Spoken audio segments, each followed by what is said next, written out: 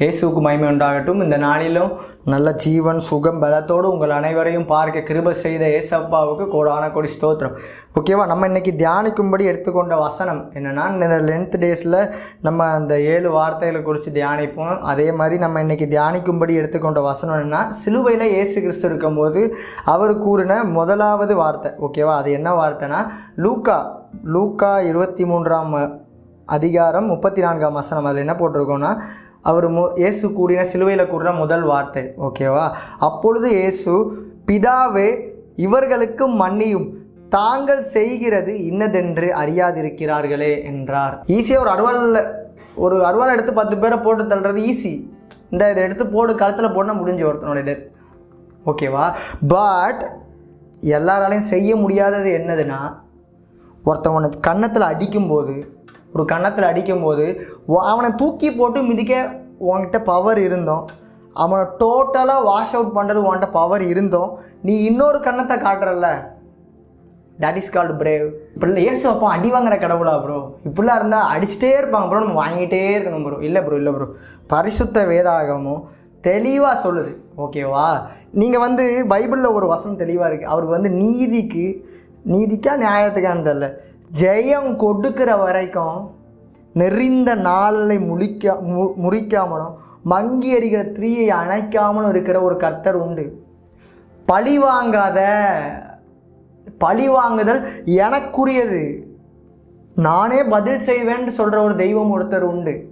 நீ ஒருவேளை கணத்தில் இந்த கணத்தை காட்டு, நீ உன்னை இந்த கணத்தை அடிச்சிட்டான்னு இந்த கணத்தை காட்டு, உன் இடத்தெல்லாம் அபகரிக்கணும்னு நினைக்கிறானா கொடுத்துரு, ஒன்றத்தையும் கொண்டுட்டு போகிறதில்ல.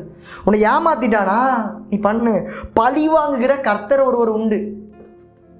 ஓகேவா, பழி வாங்குதல் எனக்குரியதுன்னு ஒரு செய்தி சொல்லுகிற ஒரு தெய்வம் உண்டு, ஜீசஸ் கிரைஸ்ட்ன்ற தெய்வம். நீ ஏசுகிட்ட போய் முட்டங்கால் போட்டு நீ ஒரு சொட்டு கண்ணீர் ஏசப்பா அப்படின்னு நீ கூப்பிட்ட என்றால் உனக்காக பட்டயத்தை தூக்குறதுக்கு ஒரு தெய்வம் உண்டு.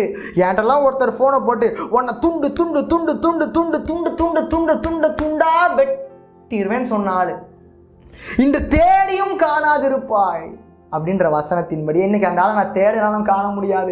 உன்னோடே போராடினவர்கள் ஒன்றுமில்லாமல் இல்பொருளானார்கள் என்று வசனத்தில் எழுதியிருக்கிறது. உனக்காக நியாயம் செய்கிற, உனக்காக பழி வாங்குகிற ஒரு தெய்வம் உண்டு. ஒருவேளை நியாய ஜட்ஜ்மெண்ட் உலக பிரகாரத்தில் பணத்தை கொடுத்து ஏமாத்திரலாம், ஜட்ஜை ஏமாத்திரலாம், காசு கொடுத்து கரெக்ட் பண்ணிடலாம். பட் நீ ஏசுகிட்ட முட்டங்கால் போட்டு ஏசப்பான்ட்டு ஒரு எளியவன் கண்ணீர்லேருந்து ஒரு சொட்டு கண்ணீர் வந்துச்சுன்னா பட்டயத்தை தூக்கி நியாயம் தீர்க்கிற இயேசு ஒருவர் உண்டு. இது என் கண்ணு முன்னாடியே நான் பார்த்துருக்கிறேன். எனக்கு என்னெல்லாம் போட்டு தள்ளணும்னு நினச்சவன் இன்னைக்கு உலகத்திலே கிடையாது. என் மேல் எழும்பினவர்களை எனக்கு கீழாக மடங்கடித்த தெய்வம் உண்டு. ஸோ ப்ரோ இயேசுக்கிட்ட வந்தால் இந்த கணத்தை காட்டுறோம், இந்த கணத்தில் அடிப்பாங்களா ப்ரோ? இயேசுவே சொல்கிறேன், அதுதான் ஏசப்பா தெளிவாக சொல்லிட்டு போவார். பிதாவே இவன் அறியாமல் செய்கிறான், இவன்களை மன்னியும் அப்படின்னா என்ன அர்த்தம்னா,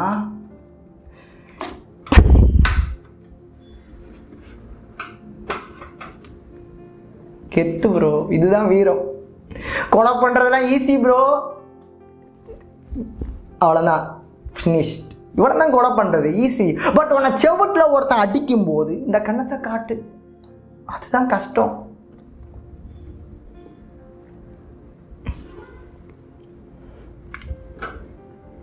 அதுதான் கஷ்டம்.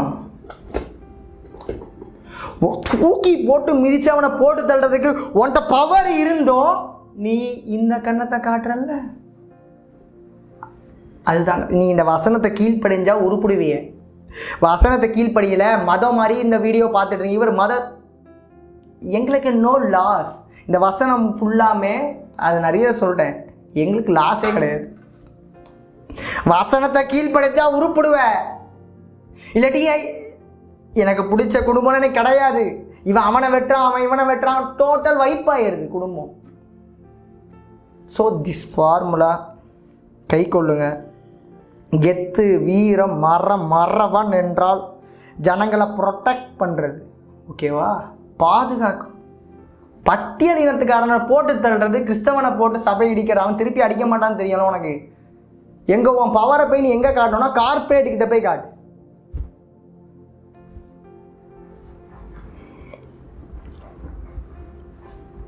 எந்த சமுதாயத்தையும் எதையும் புண்படுத்துவதற்கு நோக்கம் இல்லை.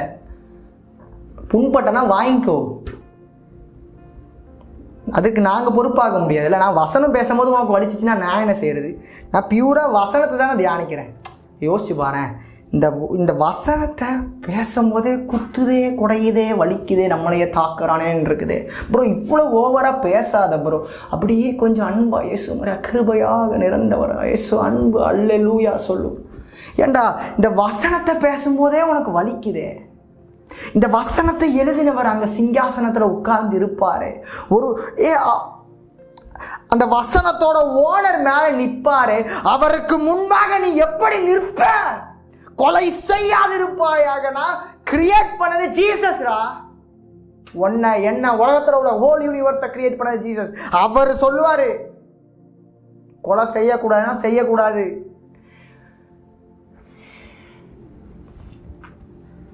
ஸோ மன்னிச்சிருங்க, என்னத்தை கொண்டுட்டு போகிறோம்? ஏசு சொன்னார்ல, சிலுவையில் அடித்து அவன் கொண்டுட்டான். அவன் தெரியாமலா கொண்டா? ஏசுநாதரை சொல்லுங்கள், ஏசுநாதரை தெரியாமலா கொண்டாங்க? எப்பா கொலை நீ தெரியாமலா செய்வ? தெரியாமல் செய்கிறது ஒன்று இருக்குது. அவன் கொண்டு சிலுவையில் தொங்க விட்டுருக்கான்.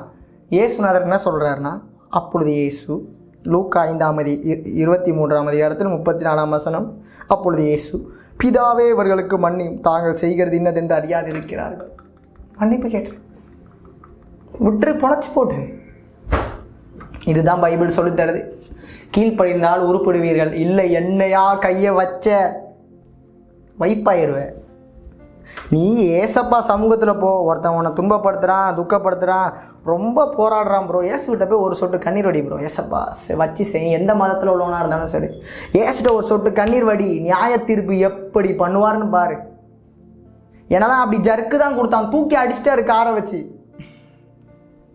அவனுக்கு நம்ம காஸ்பல் சொல்லியும் கிருபை செஞ்சு, அவனுக்கு ப்ரோ வலிக்குது ப்ரோ, இதெல்லாம் எடுத்து விடு ப்ரோ, அந்த மண்ணெல்லாம் எடுத்து விடு ப்ரோ. அவனுக்கு மெடிக்கேட் பண்ணுற ஒர்க் வரைக்கும் பண்ண வச்சிட்டார். சொல்கிறது புரியுதா? உன்னெல்லாம் வெட்டு வெட்டு வெட்டு வெட்டு வெட்டு வெட்டு வெட்டு வெட்டு வெட்டு வெட்டு வெட்டுன்னு சொன்னவன் மண்டையெல்லாம் உடச்சி படுக்க வச்சிட்டார். ஸோ பயங்காட்டலை. பழி வாங்குதல்னா ஸ்பெஷலிஸ்ட் ஜீசஸ் கிரைஸ்ட் தான். நீ கொண்டனா நீ அப்புறம் ஜெயிலில் இருக்கணும். உன் சொல்கிறேன், இவ்வளோ பிரச்சனை எதுக்கு?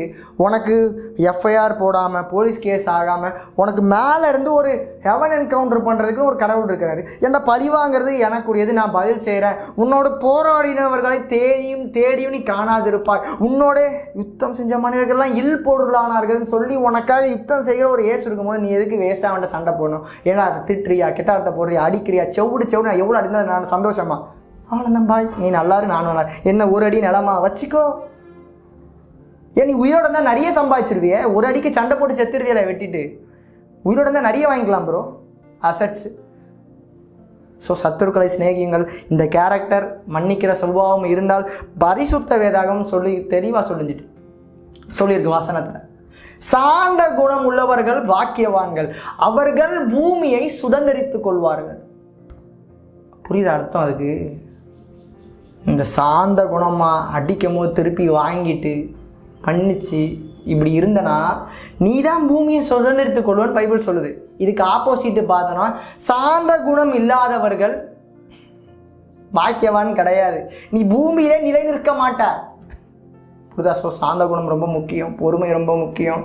ஸோ என்னத்தை கொண்டுட்டு வந்தோம்? ஒன்றுமே கொண்டு வரல. ஸோ இன்னைக்கு இந்த வசனத்தை நம்ம தியானிக்க ஏசப்பா கிருபை செஞ்சுருக்கிறாரு. இதன் மூலமாக நீங்கள் இதை மத புக்கு அப்படிலாம் எடுக்க வேண்டாம். ஸோ வாழ்க்கையில் உருப்படணும்னா கீழ்ப்படிங்க, உங்களுடைய விருப்பம். கீழ்ப்படியாதும் நான் என்னுடைய கடமை அப்பிரயோஜனமான ஊழியக்காரன், கடமையை மாத்திரம் செய்தேன். எல்லா துதிகான மகிமையும் இயேசுவுக்கே உண்டாகட்டும்.